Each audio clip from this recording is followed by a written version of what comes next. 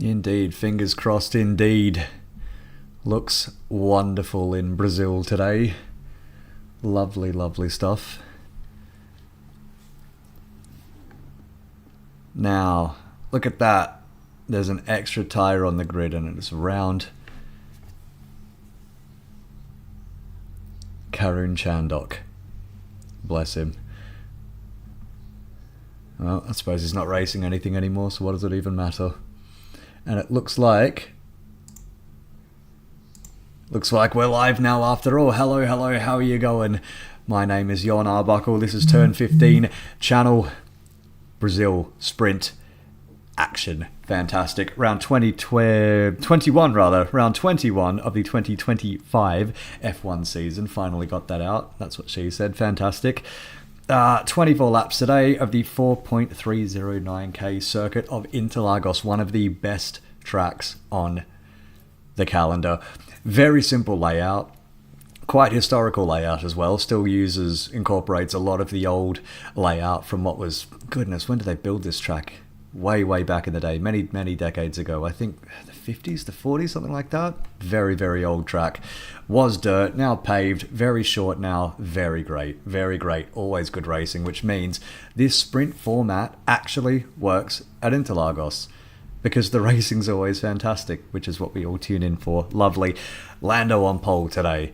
And that is massive. Took the championship lead back for the first time since Miami, I think. Back in May, the first time Lando Norris has been leading the championship. So there we are. Our boy Lando Norris is on pole again. Kimi Antonelli second. Oscar Piastri only third. Oh, it's going to be fun. It's going to be very interesting.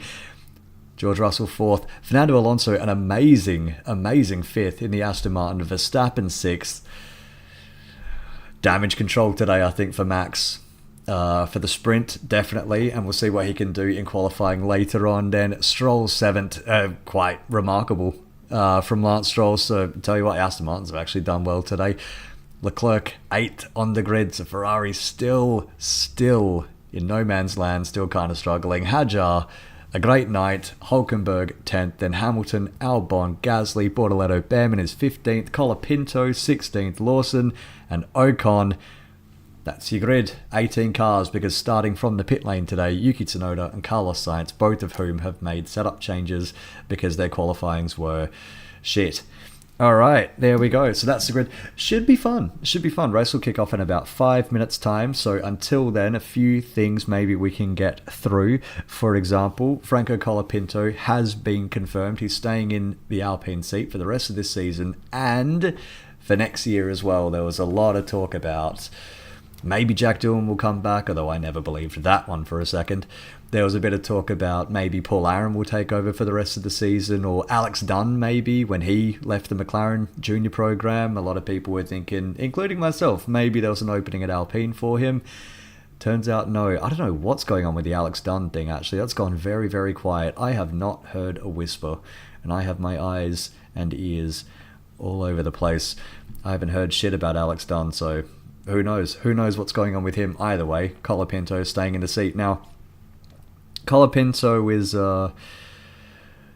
as a choice, I think it's fine for Alpine. I don't think they had anybody else really on the up that they could put on that seat. Who would do any better? Paul Aaron, to me, is just basically an Estonian Colapinto, where, I mean, I don't think they have the new Max Verstappen in their midst, but, you know, there's no shame in that. And I don't think there's really anybody better they could have put in. So Colapinto stays. He pays a lot of bills too, which is always helpful for Alpine because those Mercedes engines aren't cheap.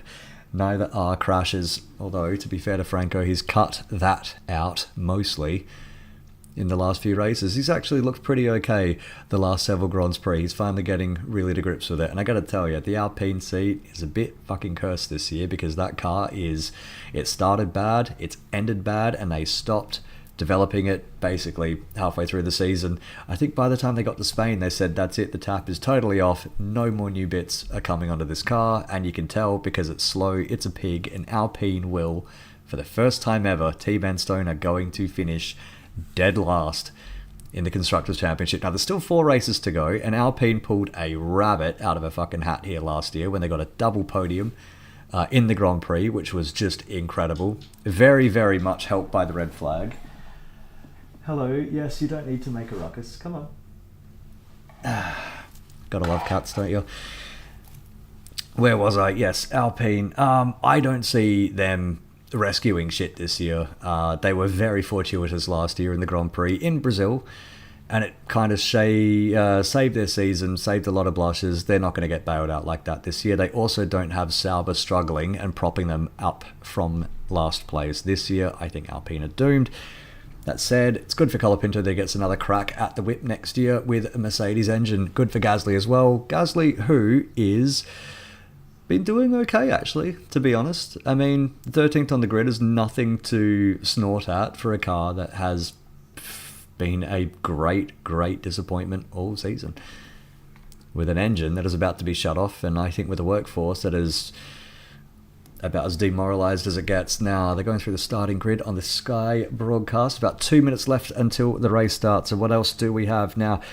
Zach Brown has come out in the week and has said that he would rather a repeat of the 2007 McLaren Calamity title collapse than to play favourites between Norris and Piastri this year. I doubt he wants to really lose the championship. I mean, they won the Constructors last year and didn't win the Drivers, and that would hurt because, they just couldn't get their act together for the longest time.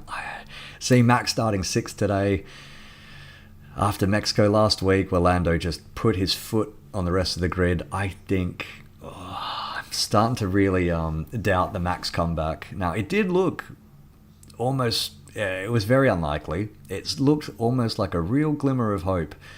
Like really something could be happening there. But then the last couple of races just haven't really gone Max's way, and he really, really, really needed, I think basically from the Grand Prix at Kota onwards, it's not really gone his way. He desperately needed the McLaren boys to keep taking each other out, and he desperately needed to be picking up wins, but, well, he cannot afford anything to go wrong, and here he is in 6th place, while both the McLaren boys are starting ahead of him, so not great for Max. Let's see if Zach Brown's claim comes through. Now, one thing I do want to say is, as there's 2 lights left on the grid, so the grid will clear soon, I'll get through this point quickly. One thing I want to say, there's been a lot of talk around this neck of the woods between, in this part of the world, that Piastri is being conspired against by McLaren. In fact, Jos Verstappen came out in the week and said that Oscar needs to stand up for himself more at McLaren because it looks like McLaren are favouring Lando Norris. Bernie Eccleston, the cheeky cunt, said that as well, that McLaren are definitely favouring Lando Norris in the championship fight. I don't think that's true. I think a lot of this shit comes out of the Monza call, which I've already gone through. I said that I agree with that call. I think it's more about preserving team harmony because it was a team member that made the mistake. It wasn't just like a threaded wheel nut or anything like that. It was a team member that fucked that up. And I think in the green light on the grid, by the way, so here comes the formation lap. I'll get through this point as quickly as I fucking can. I think, basically, the long story short, there's a lot of rhetoric about Piastri as being conspired against, that Lando Norris is being favoured. I think it's complete horseshit. It doesn't make any sense for them to do. I understand where the sentiment comes from, that Norris is English, that McLaren's based in England, even though they're set up by a Kiwi all those years ago, and they're run by a Yank, so what is it really worth? But bottom line is, even though Norris was a junior and Piastri joined after he had already been pretty much brought up by Alpine, it doesn't really matter because whoever wins the championship is going to be the champion. I don't think they've been really playing favourites all that much. I think Piastri has been choking a lot, actually. I've said before that it looks like part of the Max Verstappen comeback looked almost like the McLaren boys were both just crumbling under the pressure more than anything. So we'll see how it goes for the rest of the year. I tell you what, one other thing is, if Norris's engine had not blown up at Zandvoort, it wouldn't be a 1-point lead. It would be a 19-point lead for Lando Norris. So I think a lot has been made of his of him choking the championship, I think. And I think a lot of people want to say that the only reason Piastri is going to lose is because McLaren are favouring Lando. I don't think that's true. And lest we forget, McLaren also paid many, many millions of dollars to get Ricciardo out of the seat so they could get Piastri into the seat. That is commitment. That's absolutely commitment from Zach Brown. It's commitment from McLaren.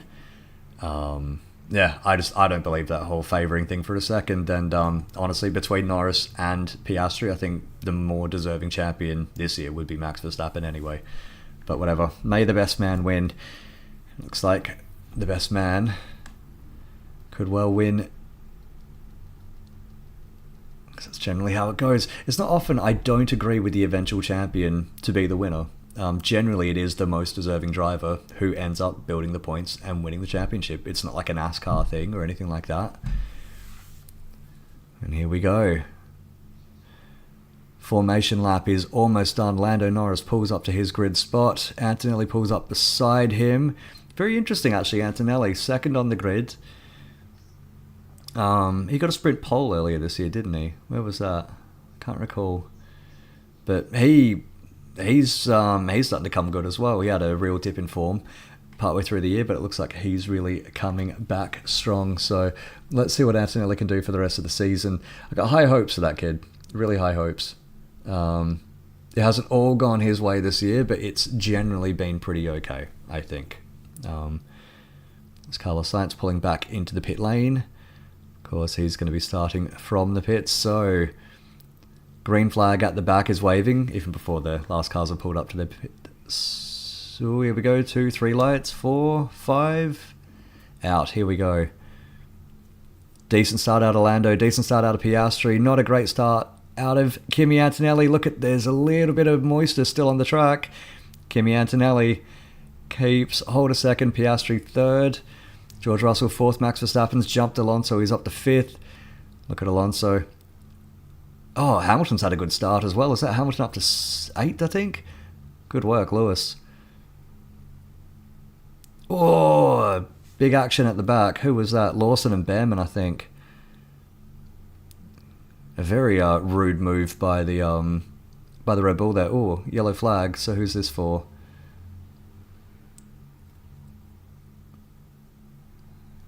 No idea who that yellow flag is for, but it's gone now. Now, I saw that Racing Bulls car really being pushed. Now, here we go. That's Behrman. Oh. Is there going to be contact here? Yes, there is contact. Behrman goes around and, yeah, he's been smacked by Lawson. That's a shame. It's a shame for Behrman. Great round out last time in Mexico. Absolutely fantastic round out. But, a little bit back to reality today, I think. Norris leads. Okay, lap 2. Quick laps here as well. I love this track. It's absolutely fantastic. Norris leads. Antonelli, Piastri, Russell, Verstappen. Oh, Max is going to need to make a move. Look at Kimi Antonelli hanging off of Norris as well.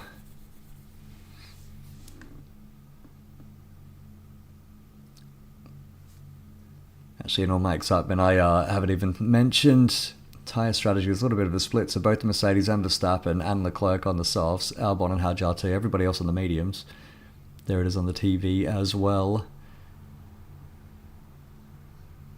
Actually, for having soft tyres, Antonelli made a pretty fucking average start. He was kind of lucky. I think Piastri has sort of let him have it. I think Piastri can...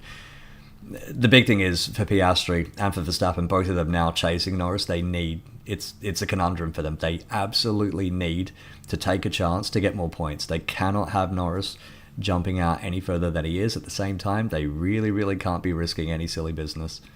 A DNF for anybody, for Norris, Piastri or Verstappen, one more did not finish, from here on out in the championship is going to be catastrophic for them. Absolutely catastrophic. Not a lot of racing left to go this year. There's really not a lot of chance to be making up the kind of points that would get dumped on you for a DNF. A sprint, not too bad. It's not too bad because there's not that many points handed out today, but in a Grand Prix itself, shit. You can imagine if, like, say, Norris wins tomorrow and Piastri and Verstappen both don't finish, that would be Verstappen's championship dead, completely dead. And Piastri would just basically be, well, he'd be completely fucked as well. The pressure would be completely off. Lap 3 now.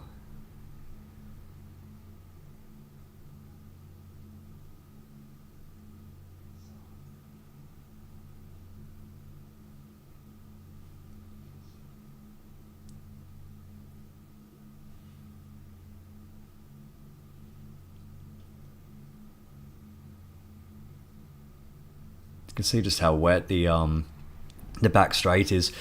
Absolutely chucked it down. Oh, Lawson Behrman incident, collision noted. That'll be, yeah, that to me, I think that's going to be a penalty for Lawson. They tend to let things go a little bit on the first lap, but on the run down to turn 4, I don't know if they'll think that Lawson maybe should and could have backed out of that.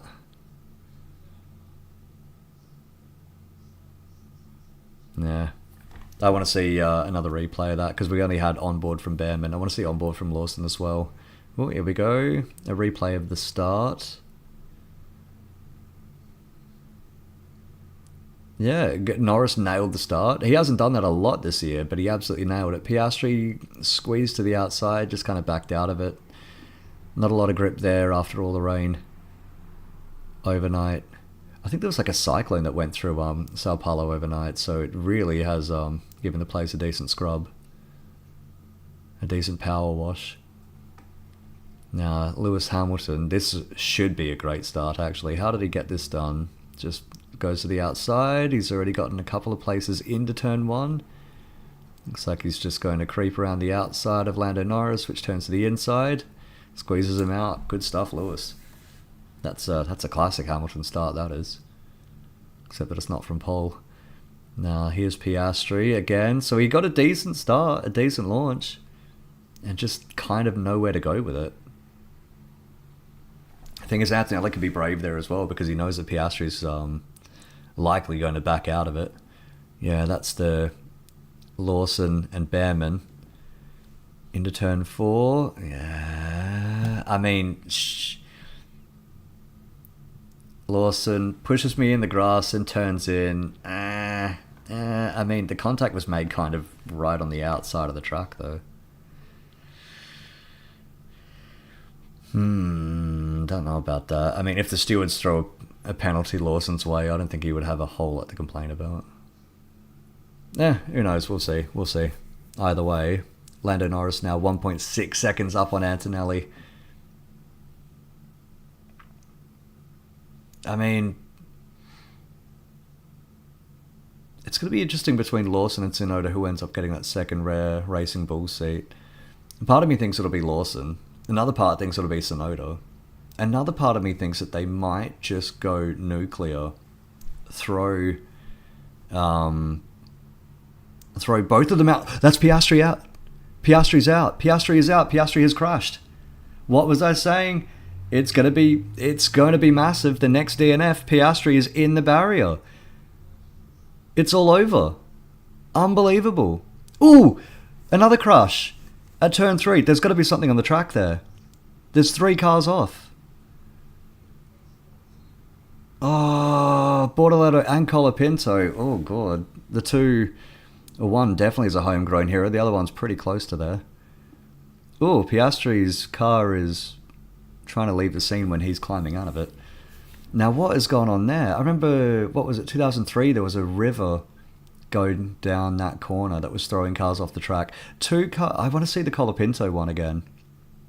2 cars like that could just be contact, but Piastri certainly looks like he just lost it himself. Now, here we go, on board with Piastri. So what happened? Oh, he's on the curb. Okay. Yeah. So you could see when he lost the grip, there was just a little bit of water that came up off the curb on the slick tyres. It just didn't work. And yeah, it looks like the Sauber went off. Oh.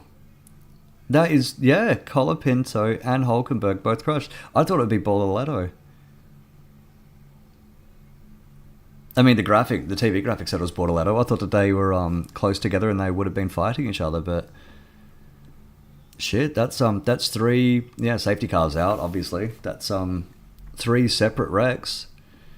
Tell you, Colapinto had a big hit last year in Interlagos for Williams as well. He knows a thing or two about crashing here.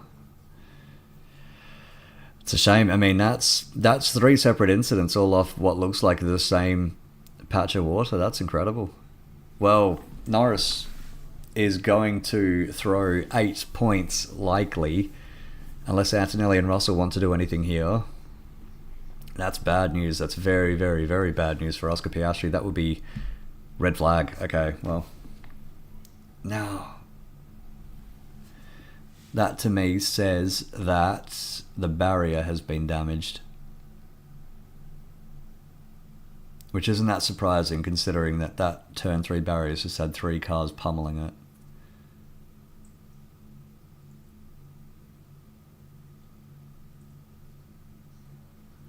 Norris hit the curb and a lot of water went online. Is this Lando Norris conspiring against Oscar Piastri again?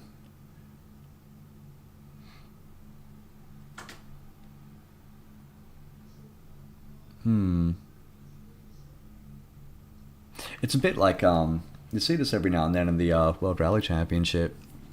First car out or one car out in the stage will cut a corner and inadvertently just sort of like bring a rock onto the stage, which then collects whoever comes behind and totally fucks them. Now that is amazing that Nico Hülkenberg has actually gotten his car going again, because that was a fair hit into the wall.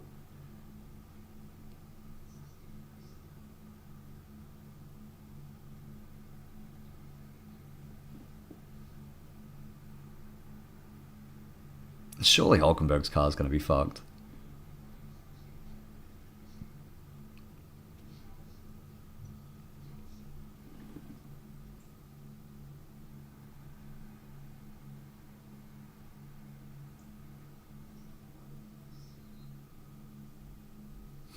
Alright, Verstappen having a little bit of an argument with his engineer.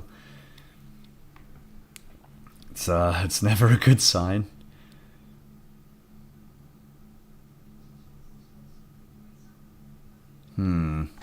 Well, that's a shame. Looks like the pressure might be getting to Max as well, as Oscar Piastri's car is getting craned away. Now here is a replay again. Yeah, so Piastri definitely was further on the curb than Antonelli was ahead of him, which is why he's found that water.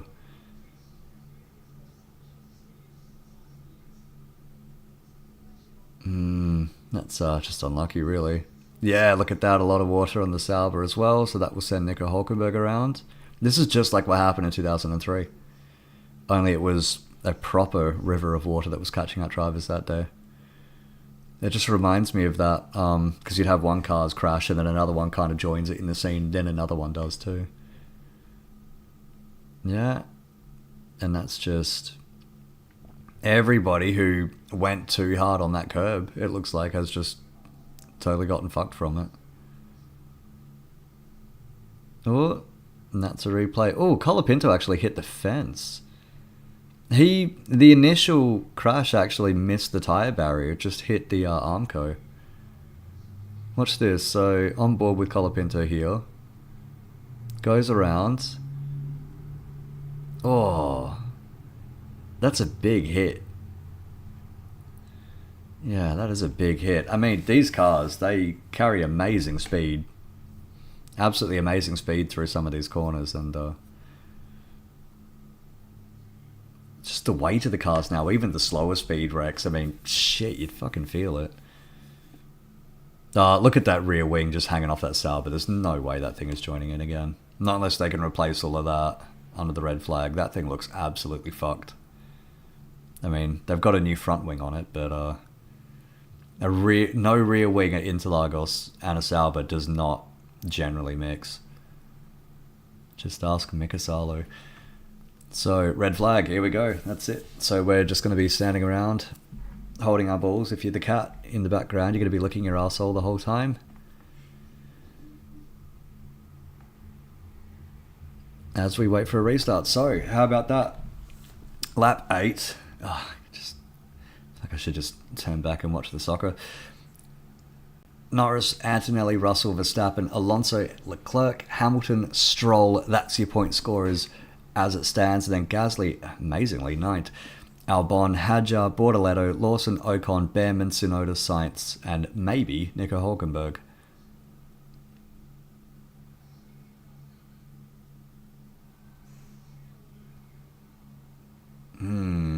Well, pardon me.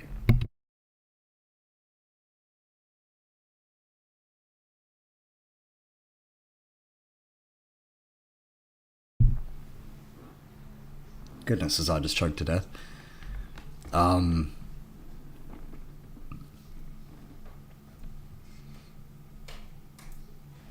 Shouldn't be the longest red flag, really. I mean, I'm guessing that they. I'm guessing that they. Maybe the Armco actually was damaged in that. Which shouldn't be the most surprising thing because it was quite a hit from Colapinto into that wall. Now, while we've got a little break, what else has been happening? I've got a bunch of things written down here that we usually could get to. In the Grand Prix, the sprint generally, it's a good few laps of action. And I know I complain about these things all the time, but, you know, I'm old as fuck, so I will complain incessantly about everything I don't like. It's generally good for a few laps. And then, depending on the track, and Interlagos is pretty okay for it, because Interlagos is a track that encourages slipstreaming, passing. It's a great little track. It has produced great racing over the years. There's a reason why most of the time we go to here, we being myself personally and Formula One, go to this track and turn up an absolutely fucking amazing race. It's because it's kind of custom built for great racing, this track. It's great. So I don't generally mind watching a sprint here. I still think the concept of sprint racing is stupid and not really a Formula One thing. It's more of an F2, F3 or junior Formula thing. Formula One to me is pit stops, it's strategy and things like that, which generally doesn't really exist with a sprint, especially now where I'm guessing everyone's going to change their tyres. And it will take even that out of the equation. Now, what is this? Liam Lawson, on board with Liam Lawson. Here we go. So he's gone for kind of a gap. Nah, Liam, that's on you, buddy. To me, that's on Liam. Now, he's picked up a little bit of shit on his tyres. He's taken also, I think, just too much speed. I think he's trying to take too much speed into turn 4, and it's just not worked for him. It's not worked for him. It's a shame because a gap definitely was there. The gap closed very, very quickly, but I mean, look at Behrman. He's given so much room on the apex, and then he's been collected as he's coming pretty much onto the exit curb. Behrman, that's typical Lawson. I'm afraid that is typical Lawson, to be honest. This is what makes me think maybe Tsunoda won't be that in danger of an RB seat next year, or maybe they just, like I was saying, throw them out and just get a totally new guy in. With a rule change like what's coming next year, it's a bit 50-50. Now the thing is, Racing Bulls will have a decent access to Red Bull Racing and how they develop the car, the engine, and all of that sort of stuff. Because of course they're going to be using the same engine next year. They're both using Hondas now, but they'll be using the Red Bull powertrains next year. So they'll be able to collaborate that way. But even though these are two separate teams, and they make their own cars, which is why, you know, one is a Racing Bulls and it doesn't generally... Oh, what is this? This is an FIA delegate waving Sauber away. Oh, he's trying to weigh the rear wing. Yeah, it's Joe Bauer. rather. He's trying to weigh the rear wing for the Sauber that they are about to put on the back of Nico Hulkenberg's car. And yeah, look at that. I mean, and now they're weighing the broken bit, which could well be missing broken bits, so I'm assuming the weight won't be exactly the same anyway. Don't know what the fuck that's about. I've never seen that before. Not like that mid changing of parts freaking out by the FIA. That's just a rear view of Oscar Piastri losing it into the barrier. That's a shame. It's a shame for Oscar, but like I was saying before, next DNF could well decide it. Now the good thing for Oscar is he's only going to get 8 points dumped on him today, which isn't that far removed from if he finished second to Lando Norris in the actual Grand Prix itself. That said, it's not great for the confidence. And it's not great to be giving up 8 points like that. Especially if he also gets beaten in the race tomorrow. It could be absolutely catastrophic. Now, what is this? Kimi Antonelli? So Antonelli, yeah, Antonelli just stays pretty much off the curb.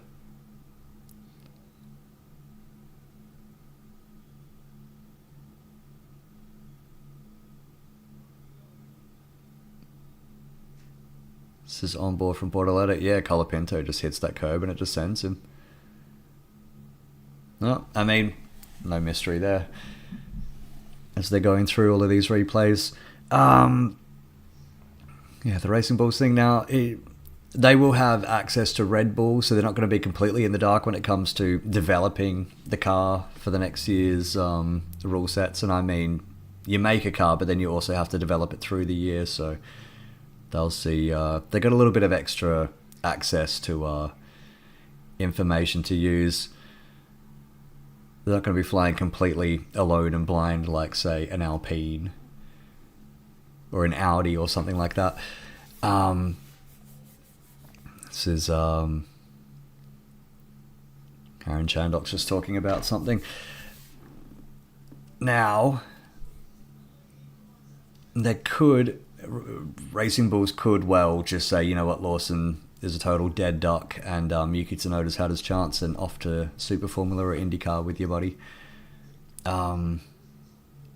So it could well be that Racing Bulls has two different drivers next year. Let's see, because I tell you, between Lawson and Tsunoda today, and to be honest, most of this season, neither of them really make a compelling case to keep on any longer.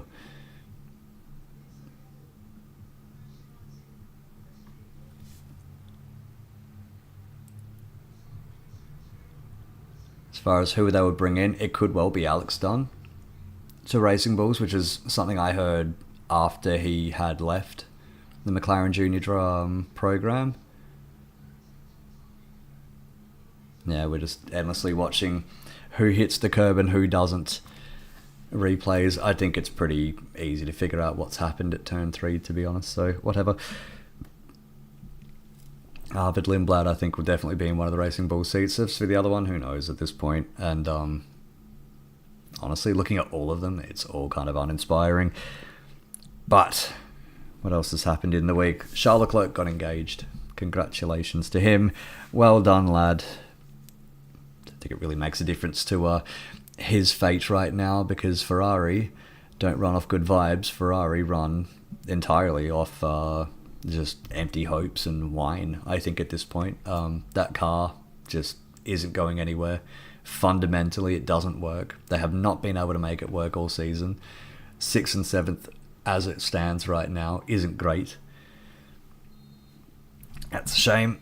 That's a shame, but whatevs. Now,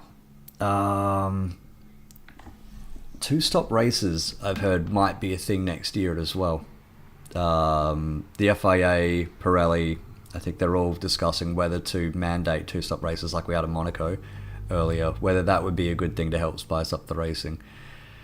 I don't know if there's like a whole new rule package coming next year, so I don't know if it's maybe trying to introduce too many new elements at once. DRS is definitely going. Active Aero is coming in instead. So that will be interesting, at least. But I tell you, The two-stop thing, we'll see whether that happens or not. I mean, I've heard that sort of discussed before, but is that fucking the Skypad's trying to run an update? Ah, bless. Yeah. Well, happens to everyone. Yeah, so let's see as far as two stops next year goes. Now, what I would say is, and I've wanted to talk about this before, I'm not sure about... Now, there's a lot of consternation about what the next year rule package is going to be, how it's going to affect everything. Is the electric energy, is it too much? Is it going to start doing weird things with the cars?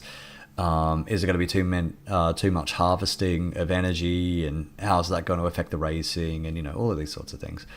There's a lot of nerves, a lot of consternation when they came in with these current power units back in 2014, and the backlash at the time was massive because they took away so much of the noise. They made the cars so heavier so that they couldn't race properly anymore, not like they used to.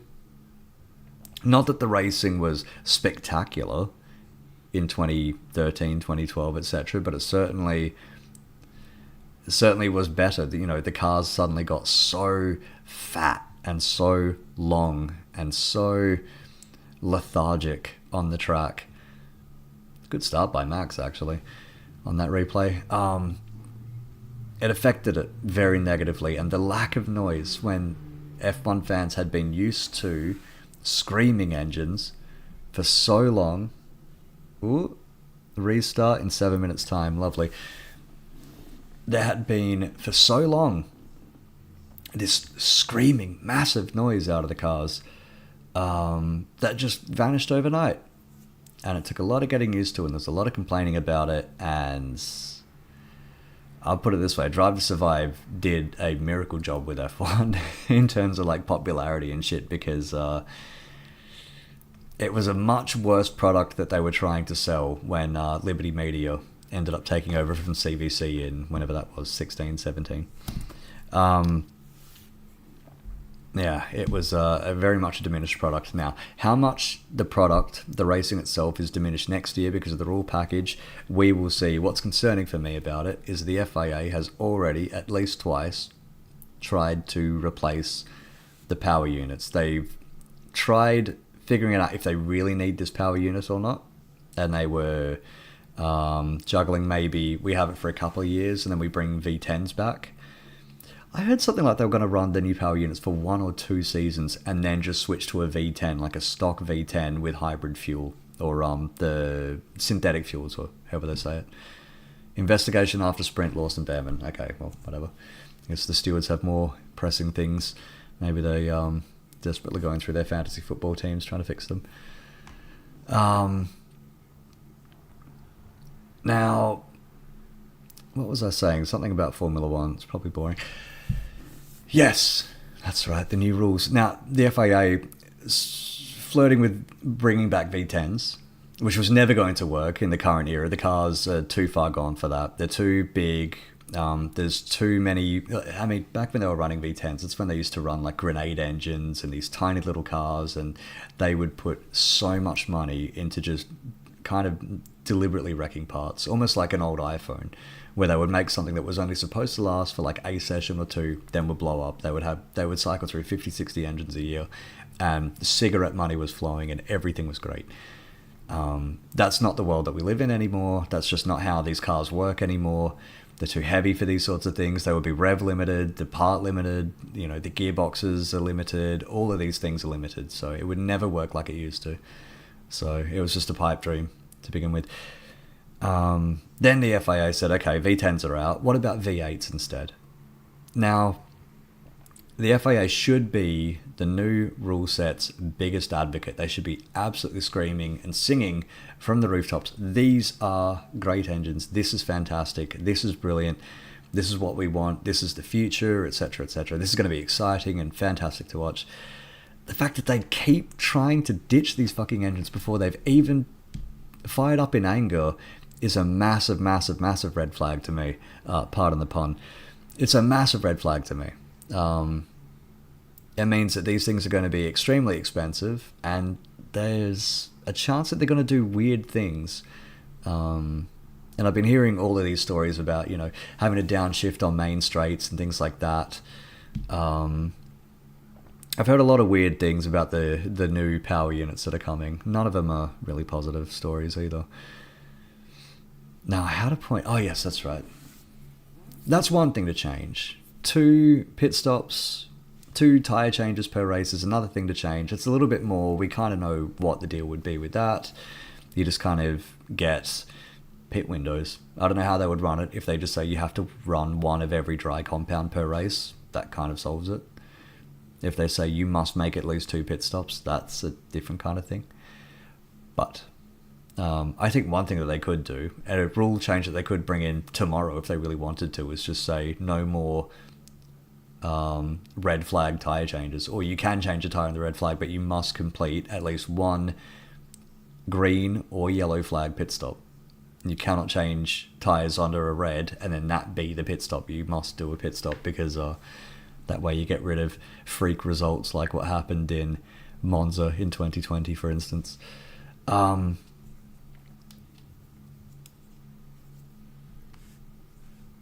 can't believe it, actually. Hulkenberg is going to end up getting out there again. That's incredible. Well done by Sauber. Absolutely well done. That was by... It's like when you see a rally car getting trashed and then fixing the service and sent on its way. It's just remarkable. I thought that he would have parked it then and there, but no. Incredible. Well done, Hulkenberg. Problem is he's a lap down now, I think, so not a lot of time to really get anything out of the sprint. Restart is coming in 2 minutes from right now, by the way. Now, one other thing I do want to say about next season with the active aero, it's fucking stupid. It's not about overtaking or anything, it's just about trimming aero off the cars to make them less draggy on the main straight, because it will help with the energy recovery, which is already a lot of silly bollocks that just, in my mind, distracts everybody from the actual racing, etc. One thing that I have been pondering maybe about, because it's active aero next year, there's no DRS. That's going to be gone. The whole DRS zone thing, all of that shit will be a relic of the past. Now, we have had DRS. This is the 15th, I think, season of DRS, so it's been around for a long time now. And we've kind of got used to it. I remember watching Abu Dhabi in 2010 when Alonso was stuck behind Vitaly Petrov's Renault and he just couldn't get by. And it killed his championship fight. I would have argued back then that Ferrari totally fucked up by pitting Alonso to cover off Webber, who had already clipped a wall and was forced into an early pit stop.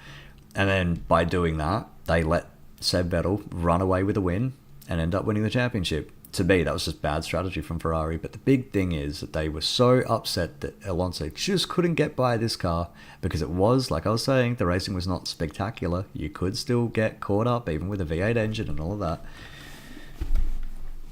And the simplified aero and all of that, it still wasn't that easy to overtake. So they said, let's bring in DRS. And it's been with us ever since. Have we gotten, potentially, restart in 10 seconds, have we potentially gotten too used to DRS? Will we miss it? I wonder. Because what has been nice about it is that you don't get cars that will be held up behind slower traffic, generally. I mean, you get DRS trains and things like that, and we've seen even this year, it's hard to make a pass for the fast cars. Sometimes it's hard, even with the DRS, sometimes it's hard to get by. But the old F1, there was just flat, no DRS or anything like that. The good old days. The only problem is,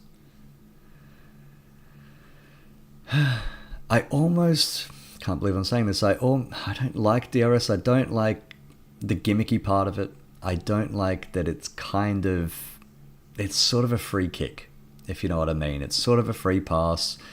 And we've seen in the past some amazing overtakes that were done and then were completely neutered, neutralized, or reversed by a DRS re-overtake. Things like that. I don't know. It's a real big step into the unknown next year, I think. It's probably what I'm getting at. It's a real big step into the unknown, and I'm not sure exactly how it's going to go, but I just wonder if DRS might be one of those things that we kind of end up missing. If you get races next year where, like in 2010 at Abu Dhabi, a title protagonist just cannot get by a midfield car, and there's just no hope of doing so. I don't know, we'll see. I mean, there's always something wrong with the sport, isn't it? It's never perfect. Why would it ever be?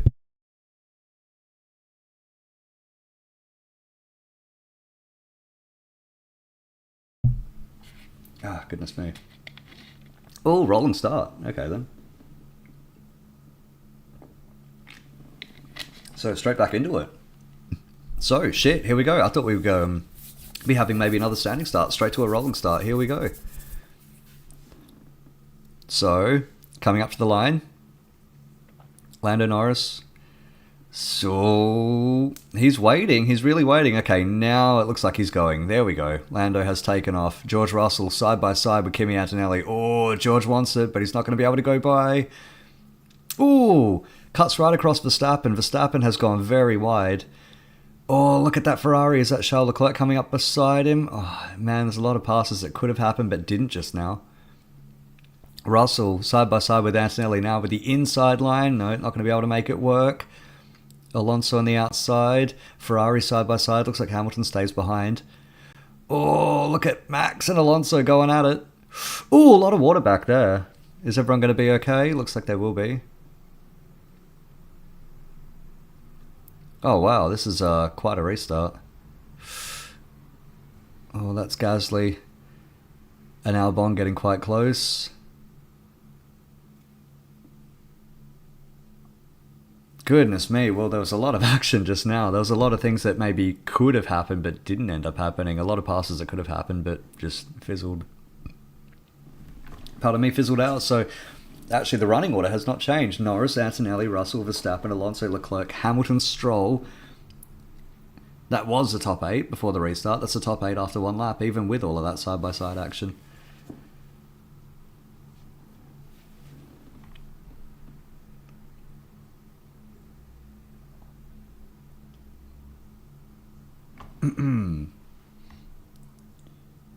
And here we go, DRS enabled, just right on cue, as I was saying. I mean, one thing DRS has given us is a lot of overtakes. A lot of overtakes. Generally, F1 in history was never this overtake heavy.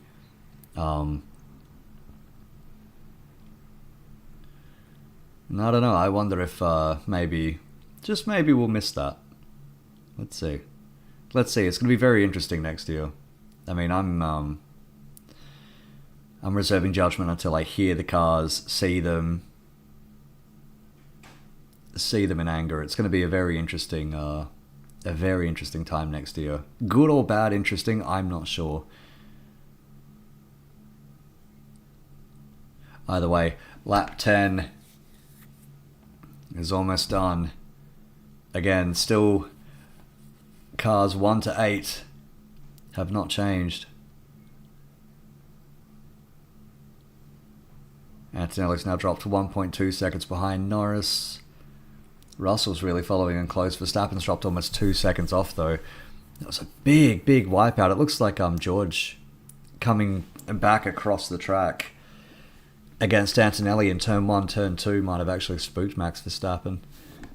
Because he went very wide on turn 1 in the restart. I almost want to see a replay of that. Maybe if he sent it in too deep, or if he really did get maybe aero wash, or maybe if he'd gotten a bit terrified of Russell just suddenly cutting across the front of him.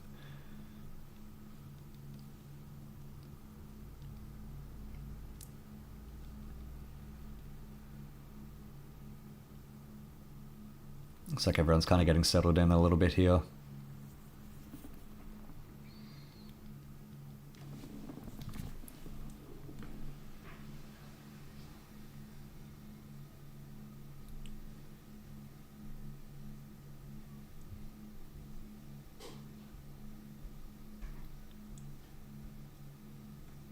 No tyre change for Albon or Tsunoda. I'm not sure why they wouldn't.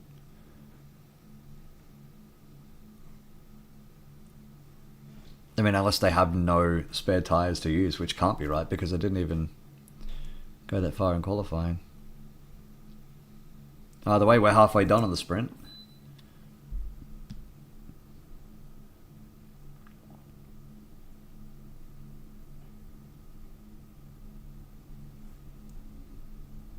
So here we go, replay of the restart. Oh, yeah, look at Verstappen. He almost went into the back of George Russell, so he really spooked him there. It kind of like Charles Leclerc to get up there and have a little bit of window shopping, but didn't quite get anything done. Big lock up out of the Aston Martin. Almost disaster at the front, to be honest. Like, Norris got away with it, but everybody else was a little too close for comfort. That being in a crowded elevator.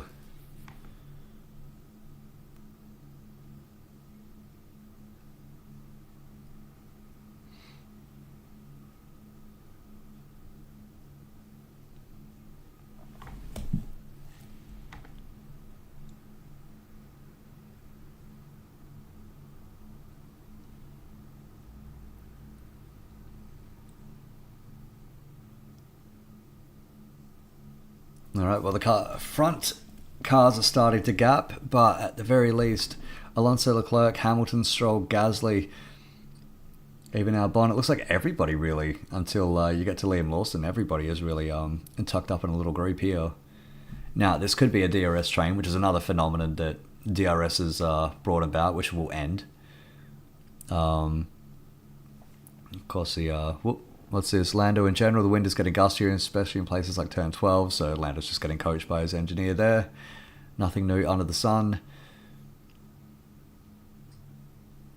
It's going to be interesting qualifying later to see how much of the rain hangs around. It looks like we're going to get through the rest of the sprint without any rain. Famous last words, but it really does look like that.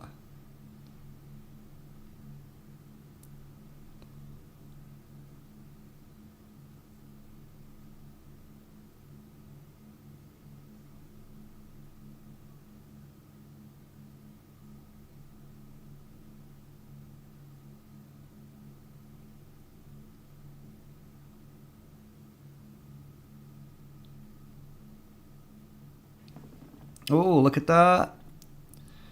Gonna say, Leclerc looking very, very close to Alonso there, but just didn't really want to put a move on. He is following him. He's very, very close. Is he gonna go brave? No, just gonna tuck him behind.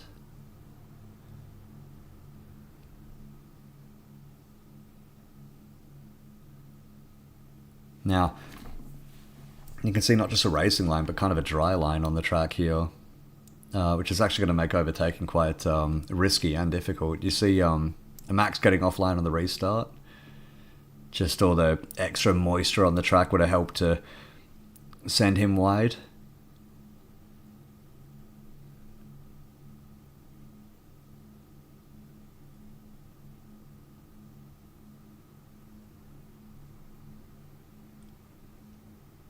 Surprising amount of grip actually out of the slick tires on a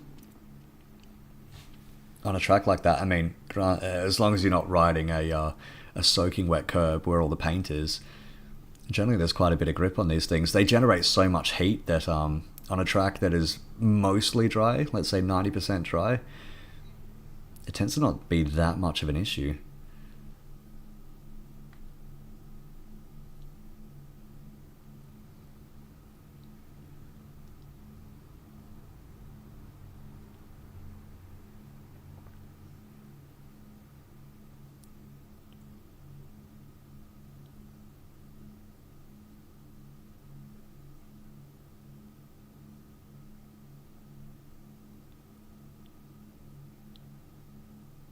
And the Sky Crew is even talking about no DRS next year as well, so perfectly on topic. As Martin was just saying, it's the DRS has been less effective, and it has been less effective, but it still has been, it exists, it still helps. I mean, we saw Piastri in Baku last year, how effective even just like a mini DRS could have been. So it definitely helps, but not having it at all next year, that is going to be, for me, very interesting. Very, very interesting.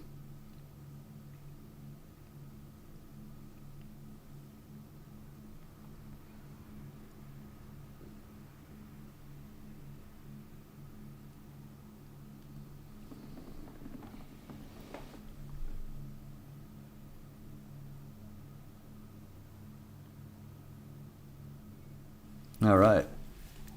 So lap 16, we're 2/3 of the way through the sprint, even though it's been going for nearly 50 minutes. That Ferrari needs to get past Alonso. I'll be sure to let him know. Bit of Gasly radio there. Fucking good stuff there. Now, what Gasly's getting at there is Alonso is the driver of this choo-choo DRS train.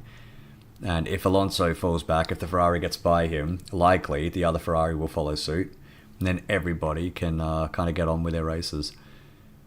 Oh, Charles Leclerc does get close. He gets close to Alonso, but locks up into turn one. Can't quite get the move done, and Alonso looks like he should have him covered here. Oh, side by side, the Haas. And is that Liam Lawson ahead of him?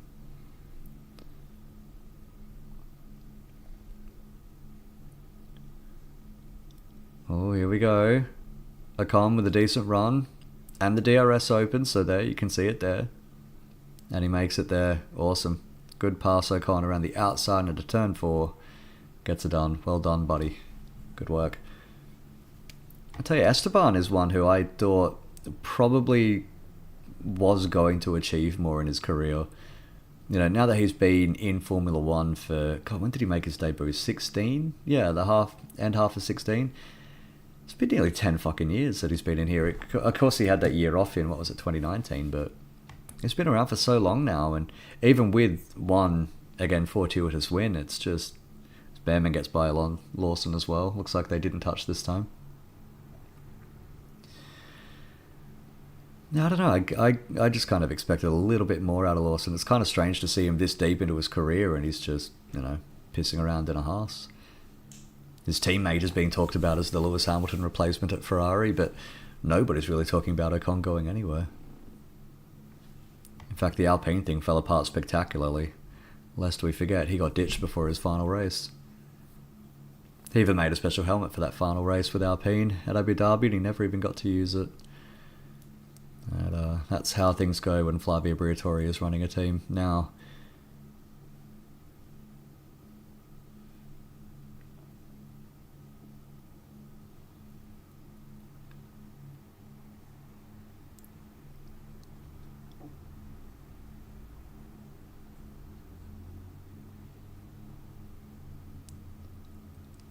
So, coming up to lap 19 of 24, Norris, Antonelli, Russell, Verstappen, Alonso, Leclerc, Hamilton, Stroll, Gasly, Albon. Still the top 10 has not changed.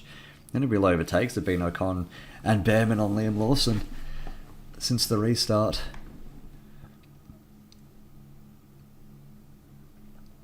I think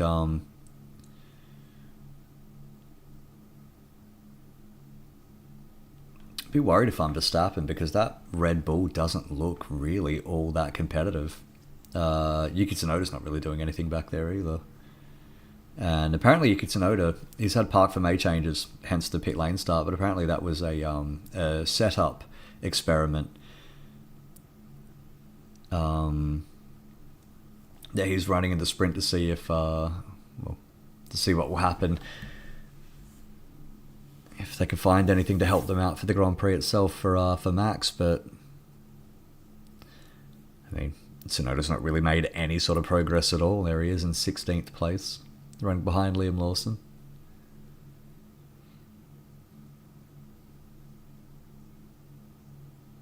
Ahead of only Hulkenberg, who crashed, and Carlos Sainz, who started behind him.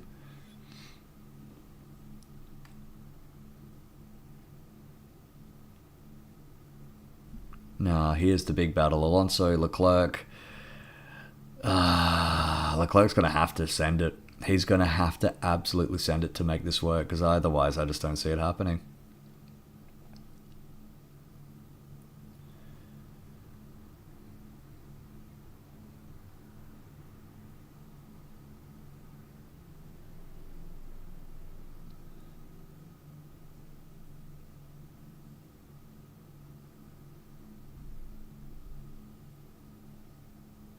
a shame for Hadjar. Looks like that ninth place start just kind of went nowhere.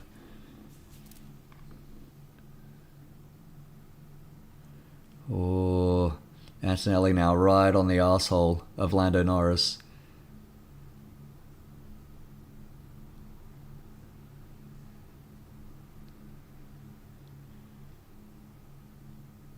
He's right up on him, but is he going to be able to get the pass done? It's about half a second ahead. You could see him right there. A maiden sprint win for Antonelli lies ahead if he can make the pass stick. It's been impressive today, Kimi Antonelli has, and look at that. Now, how hard, if Antonelli really wants to send it, how hard will Lando, how hard will he defend? Because he has been given manna from heaven that Piastri has crashed. He's absolutely been thrown a bone there, so will he indeed, if Antonelli makes the move, if he really sends it, will Norris back out and settle for a second place? 7 points instead of potentially none if they make contact? Well, let's see, shall we?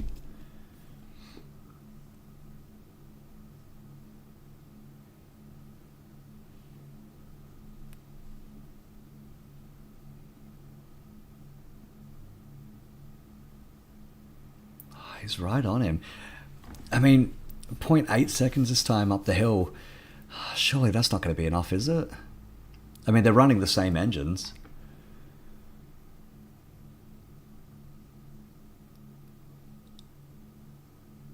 Yeah, just not quite close enough into turn 1. Looks like Lando's been okay through 1, 2, and 3 as well. Oh, Alonso a little bit of a lock up into turn 1 as well. So, nearly side by side Leclerc. Now look how close Charles Leclerc is here. This has got to be it. Lap 22 or 24. Look at him go for it. Oh, very close. Charles Leclerc up the inside of turn 4, and they cut away. The fucking TV cuts away, and look at that. Leclerc has gotten by him. Who was complaining? Carlos Sainz, I think, a couple of races ago, that the TV directing's been mostly shit. I think he's been mostly right.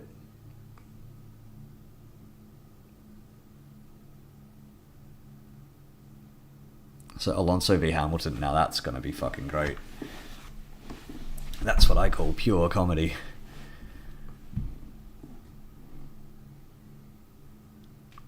Now, end of lap 22, so this one and the next one to go.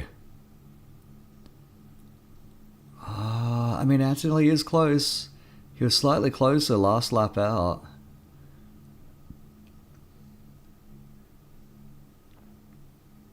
I mean, it's encouraging for Mercedes to be this close to the McLaren.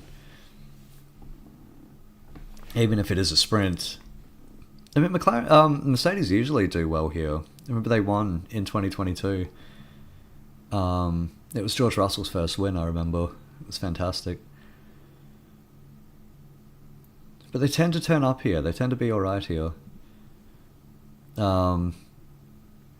Which could potentially be, you know, a big fly in the ointment tomorrow for the actual Grand Prix, or later today for qualifying.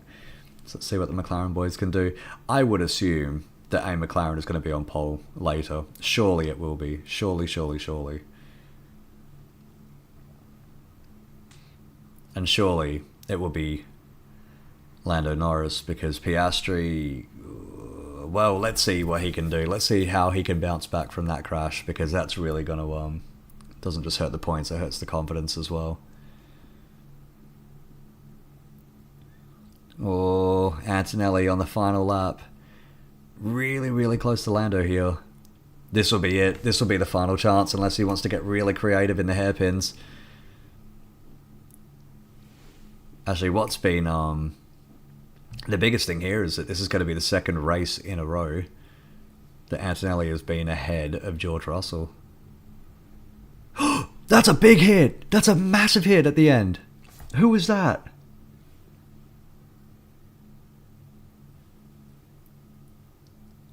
Yellow flag, yeah, absolutely. And we're still just watching Still watching the top two here. Guys, I don't see Antonelli getting past here. Looks like Bortoletto stopped on the track. That looks big. Looks like our bonds dropped down as well. Bortoletto saying I'm okay, so it definitely was contact. With the barrier there, Lando Norris. And yeah, it's yellow flag on the line, up to the line, so Lando Norris wins the sprint. Antonelli second, George Russell third. Then Verstappen. Charles Leclerc will be fifth. Then Alonso, then Hamilton. Yeah, look at that, yellow flags the whole way up the main straight. Charles Leclerc fifth, Alonso sixth, Hamilton seventh, and Gasly amazingly 8th place. 8th place, so he's actually dropped Stroll. Stroll's lost 4.5 seconds there. What the fuck happened there? So that was... Goodness, that was a hell of a thing. Oh, look at... Yeah, I was going to say, that was a big hit. Bortoletto there. That was absolutely huge. You know, when you see a car go off in a certain track, like at a certain track in a certain corner, you just know it's going to be a big impact. Turn 1 at Interlagos, if you ever go off there, that is generally a massive hit. Oof. Well, I mean, just as well Bortoletto is okay. Albon in the pits as well, so I can only assume that there's been like proper contact between the two. It was just on that tiny little screen on the side, so I really want to see a replay of what's happened here. That barrier is fucked, and that Sauber is in even worse condition. So here we go.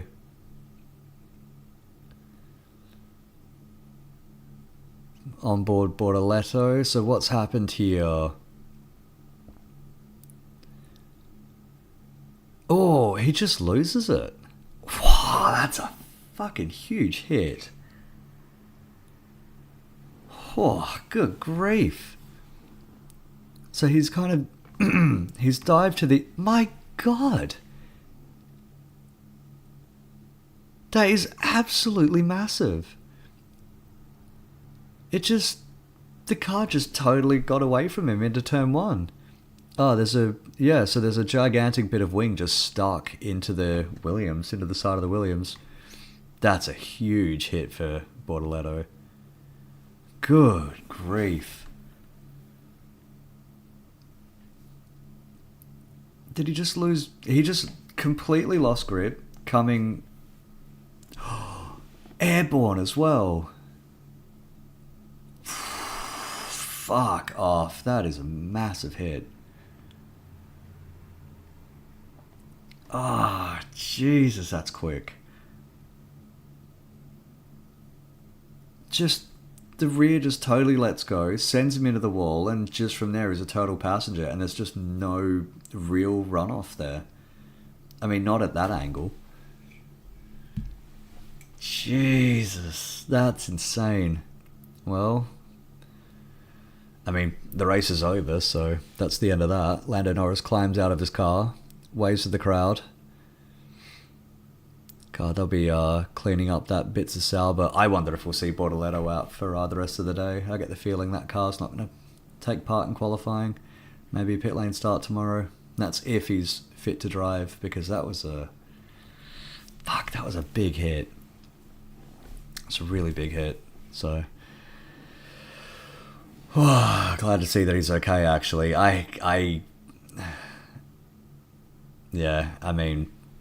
Crashes are always spectacular and exciting and all of that shit, but I mean, you know when you see a big hit, when you've watched the sport for a long period of time, you know when there's hits and you know when there's really big hits, and that was a fucking really big hit, so, yeah. I'm just glad that Bortoletto's okay there. That wasn't, Well, anyway, so that was the fucking sprint, I guess. 24 laps done with one red flag in the middle of it.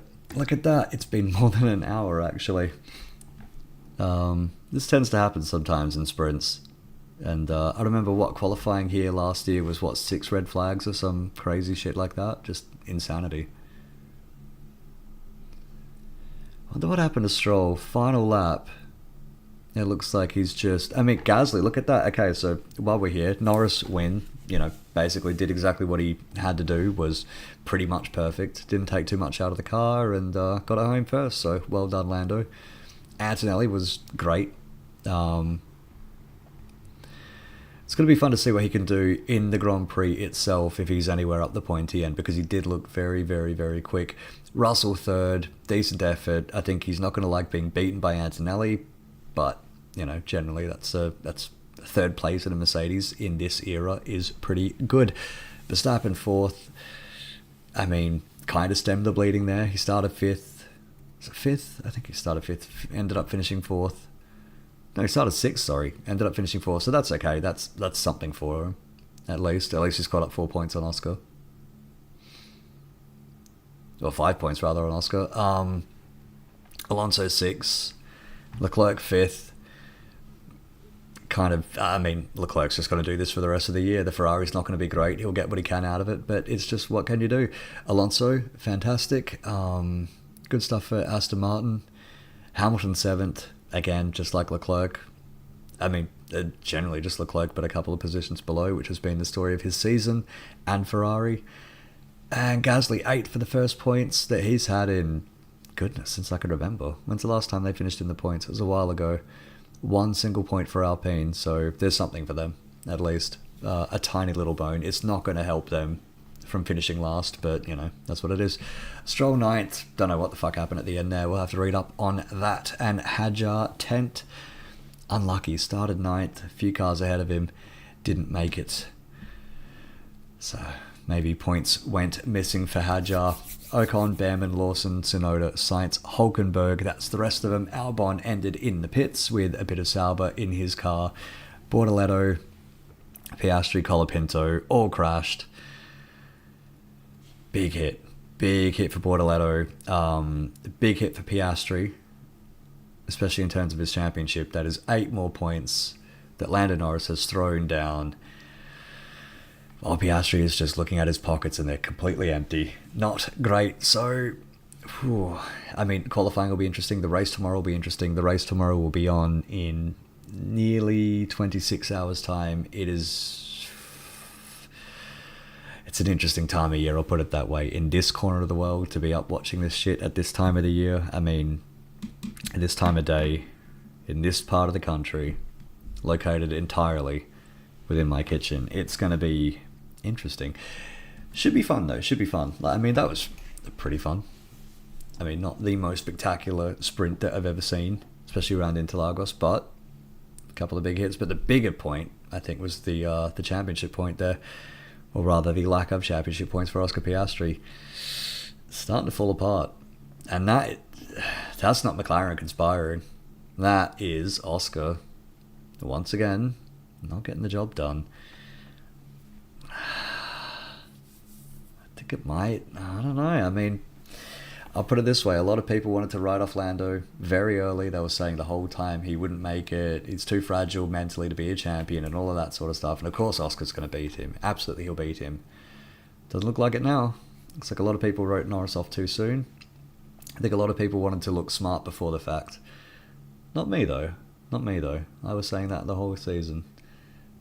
I think after Zandvoort, the points gap was massive. And I was thinking, fuck, I don't know how Lando's going to catch up 34 points when they're basically finishing 1-2. And of course, Oscar's going to win more races for before the rest of the year's up. So how in the world is Lando going to be able to claw all of that back? Well, Oscar hasn't fucking won a race since then. Unbelievable. Unbelievable. Anyway, lots to dissect. Lots to get on with tomorrow. It should be a fun race. Should be a great race. Let's see how it goes. Thank you very much for watching. Hope you had fun. Let's rate. Do we even rate sprints? I don't know. It was a sprint out of 5. What do you want? It was a sprint. There you go. Done. Yeah.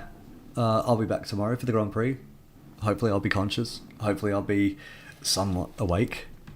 Hopefully I'll make some kind of sense and can make some sort of volume, because I tell you, 4 a.m. ain't no joke. Cheers. Thanks for everything. I'll catch you all later. Ta-ta.